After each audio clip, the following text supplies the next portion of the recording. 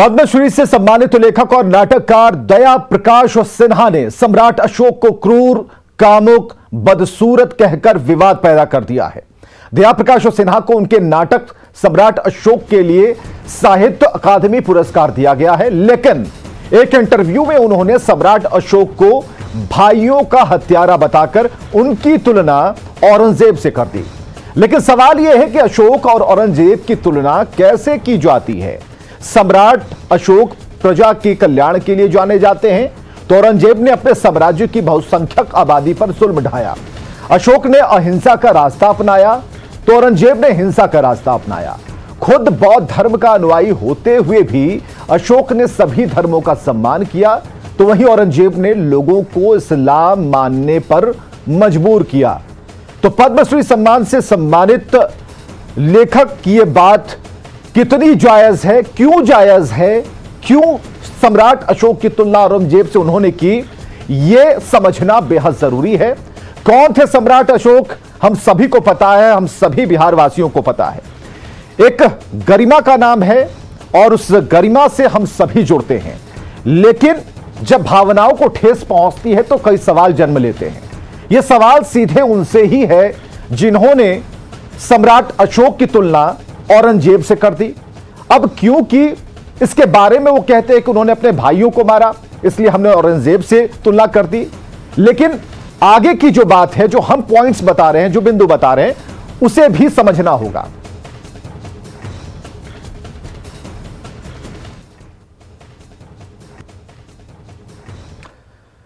तो सम्राट अशोक की तुलना औरंगजेब से करने पर दया प्रकाश सिन्हा के खिलाफ पटना के कोतवाली थाने में प्राथमिकी दर्ज कराई गई है। दया प्रकाश सिन्हा पर गलत जानकारी देने का आरोप लगाया गया है। अशोक का मुकाबला कर दिया औरंगजेब से, जबकि अशोक और औरंगजेब में कहीं भी कोई दूर दूर तक कोई तारतम्य नहीं था। तो इसके लिए इनके जो गलत जो फैक्ट है, गलत बयानी है, उसके लिए इन पर एक भाजपा हमारे प्रांत के अध्यक्ष डॉक्टर संजय जायसवाल जी ने इन पर कोतवाली थाना में एक मुकदमा दायर किया है।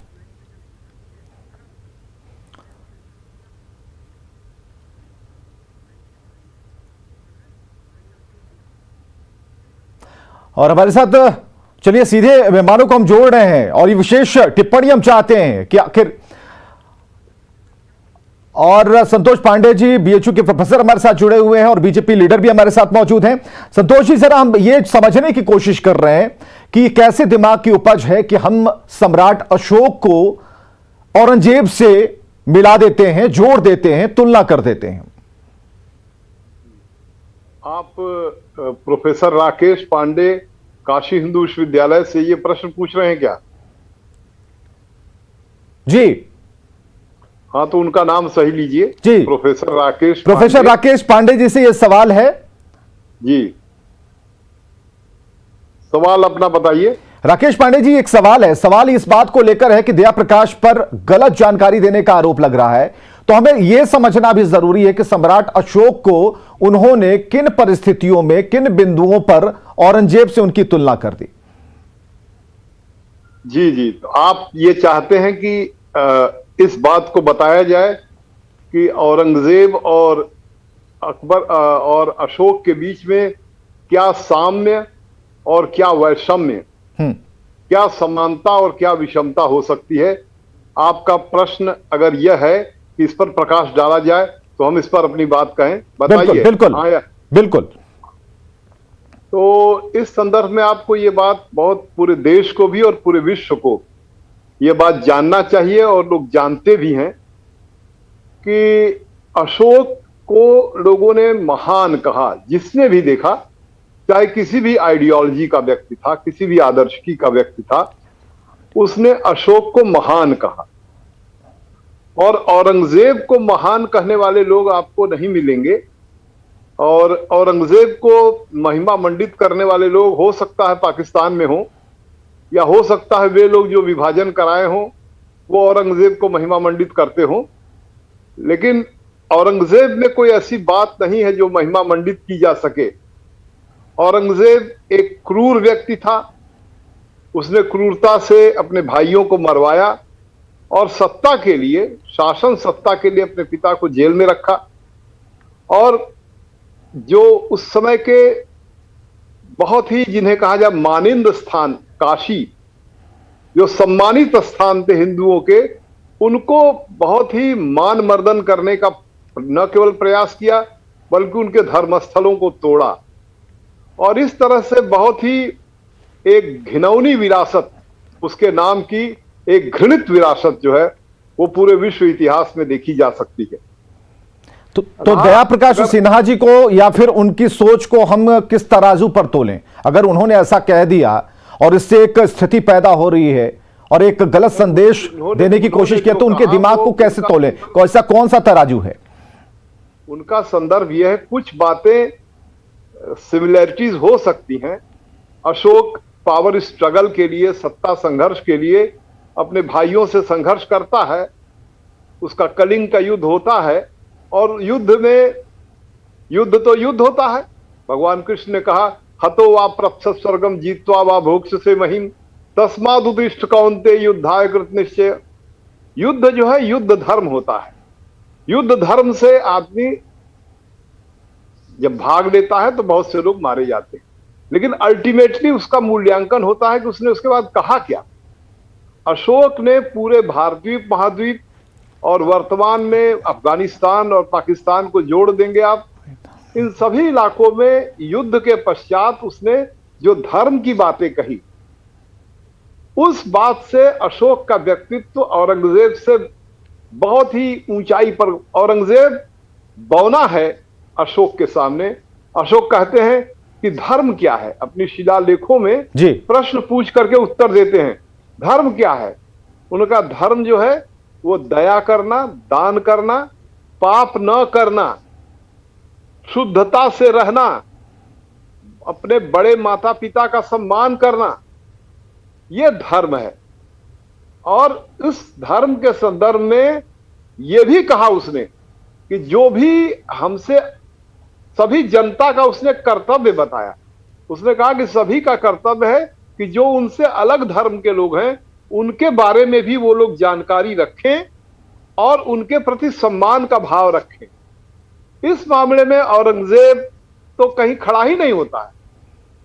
अशोक एक बहुत ही पराक्रमी राजा रहा, बड़ा भारी साम्राज्य स्थापित किया, लेकिन उसके साथ उसने एक जो धर्म की और नैतिकता की, नीति शास्त्र की, जीवन को कैसे शुचिता और उसके ऊंचाई पर ले जाया जाए, शुचिता के साथ, पवित्रता के साथ, और समाज में बहुत से जो वैचारिक समूह हैं उनके प्रति कैसे सम्मान का भाव रखा जाए।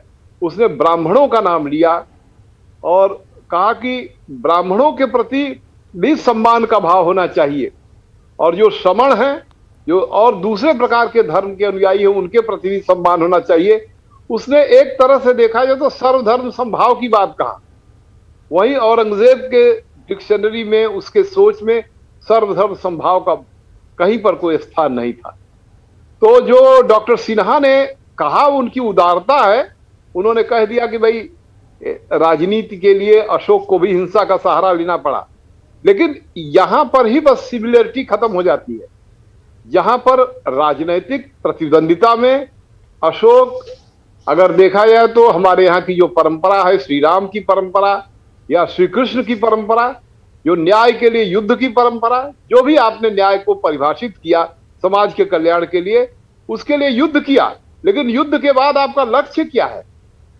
हमारे गीता शास्त्र में युद्ध का जो लक्ष्य है, अंत में भगवान कृष्ण गीता शास्त्र में कहते हैं कि विहाय कामान्यः सर्वान् पुमांश्च निस्पृहः निर्ममो निरहंकारः स शांतिम अधिगच्छति एषा ब्राह्मी स्थिति पार्थ नैनाम प्राप्य विमुह्यति स्थित्वा श्यामंत काले भी ब्रह्म निर्वाण मृच्छति। काफी रोचक बातें राकेश पांडे जी आपने बताई और उसे अलग अलग काल से आपने जोड़ने की कोशिश की। धर्म को बताया, युद्ध को भी धर्म के तौर पर किस तरीके से देखा जाता है और कहां से ये चेंजेस आते हैं कि आप संत भी हो जाते हैं। लेकिन अब संतोष पाठक जी की बारी है, जो कि प्रवक्ता हैं बीजेपी के, इस वक्त हमारे साथ मौजूद हैं। संतोष पाठक जी, कई डिमांड्स आपने कर दी है और जो आरोप, जो एक तरीके से आपका उद्गार है वो सामने आ रहा है, क्या कहना चाहेंगे? देखिए विवेक जी, ये निश्चित ही एक दुर्भाग्यपूर्ण लेखन है और जैसा अभी बीएचयू के प्रोफेसर सर बता रहे थे, इतिहास के कालखंड में जो घटनाएं घटी हैं उनको राइट पर्सपेक्टिव में ही पेश करना चाहिए इतिहास को। और जब इतिहासकार किसी विषय पर लिखें तो जो वास्तविकता है उसको सामने प्रस्तुत करने का प्रयास करना चाहिए। भारतीय जनता पार्टी से वो संबंधित कभी नहीं रहे। जहां तक पार्टी की बात है मैं उस पर बता रहा हूं, भारतीय जनता पार्टी से वो संबंधित एक्शन की बात नहीं है। कीजिए संतोष पाठक जी, क्या अभी एक्शन आज आप लोग एक्शन की बात कर रहे हैं? नहीं, एक्शन तो मैं एक्शन की बात कर रहा हूं विवेक जी। एक्शन का जहां तक विषय है, अभी शाम में हम लोगों के माननीय प्रदेश अध्यक्ष संजय जायसवाल जी ने उन पर एफआईआर भी दर्ज कराई है और पार्टी के वो चूंकि कभी कोई सदस्य रहे नहीं तो उन पर कोई पार्टी के दृष्टिकोण से चलिए, बहुत बहुत शुक्रिया आप लोग हमारे साथ जुड़े। प्रोफेसर साहब, आपका ही बहुत बहुत शुक्रिया, कई चीजों को आपने जोड़ा, एक नई जानकारी भी आपने दी, बहुत बहुत शुक्रिया। चलिए, तो आपत्तिजनक टिप्पणी पर लोगों में आक्रोश है।